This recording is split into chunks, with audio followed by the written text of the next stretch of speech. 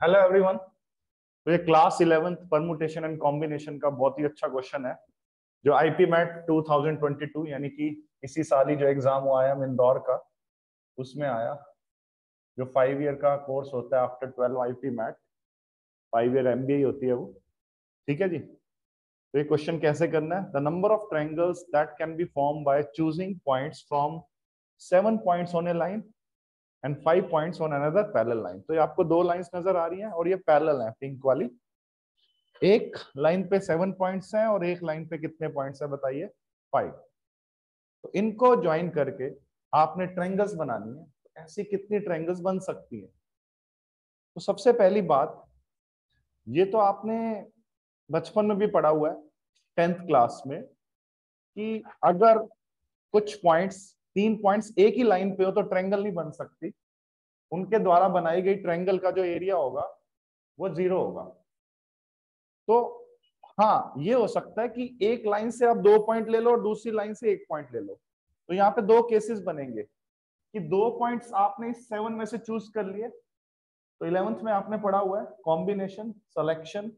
तो 7C2 मतलब इन 7 points में से आपने 2 पॉइंट चूज कर लिया, तो बचा हुआ 1 पॉइंट इस 5 पॉइंट में से चूज कर लिया, क्योंकि टोटल ट्रायंगल के लिए 3 पॉइंट्स चाहिए और वो तीनों पॉइंट एक ही स्ट्रेट लाइन पे नहीं हो सकते ना।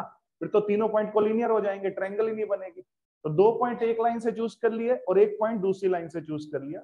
इस पे अगर 7 में से 2 पॉइंट चूज किए तो 1 पॉइंट इन 5 में से चूज होगा। तो एक केस ये बनेगा 7C2 इंटू 5C1।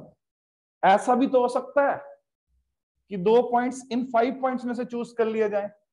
एक और केस बनेगा, वो जो 2 पॉइंट्स हैं इन 5 पॉइंट्स में से चूज कर लिया जाए और 1 पॉइंट इन 7 पॉइंट्स में से चूज कर लिया जाए। Are you getting my point? बस ये हो गया। अब इसको हम सॉल्व करेंगे। मैंने आपको परमुटेशन की क्लासेस में कितनी बार बताया कि 7C2 की एक ट्रिक होती है कि 7C2 को आप कर सकते हो 7 इंटू 6/2 इंटू 1। वैसे तो फॉर्मूला भी लगा सकते हो, लेकिन मैंने ट्रिक डिस्कस की हुई है क्लास में कितनी बार। इंटू 5 प्लस 5 से 2 की इसी तरह से ट्रिक क्या बनेगी? 5 इंटू 4/2 इंटू 1 इंटू 7। ठीक है जी। तो ये हो गया आपका 105 और ये हो गया आपका 70। तो 105 ट्रायंगल्स तब बनेंगी जब आप 2.7 पॉइंट्स में से चूज कर रहे हो और 1.5 पॉइंट से चूज कर रहे हो। और 70 ट्रायंगल्स कब बनेंगी?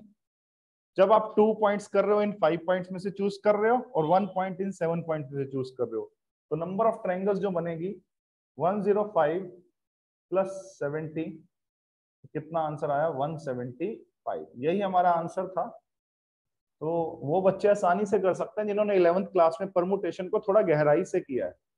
अगर आपने सिर्फ रट्टा लगा के किया 11th क्लास में परमुटेशन, फिर ये आप आयाम इंदौर का क्वेश्चन बिल्कुल नहीं कर सकते। 11th का तो परमुटेशन कॉम्बिनेशन का यूज है ही, साथ में 10th से ही कुछ बेसिक्स आपको क्लियर होने चाहिए कि अगर 3 पॉइंट एक ही लाइन पे लाई कर रहे हैं तो ट्रायंगल बनेगी नहीं। ट्रायंगल नहीं बनेगी तो मैंने ये भी बताया हुआ है कि एरिया भी 0 होता है अगर 3 पॉइंट कोलिनियर हो जाए। ठीक है जी। तो 175 ट्रायंगल्स बनने का मतलब, अगर आप इनको ज्वाइन कर करके ट्रायंगल्स बनाओगे ना, जैसे एक ट्रायंगल मैंने ये बना दी, एक ये बना दी, ऐसे एक ये बना दी, देख रहे हो आप? इस तरह से आप मैनुअली बनाते जाओगे तो इस तरह से कितनी ट्रायंगल्स बनेंगी बताओ? 175 ट्रायंगल्स। यही हमारा इस क्वेश्चन का आंसर है। Thank you very much.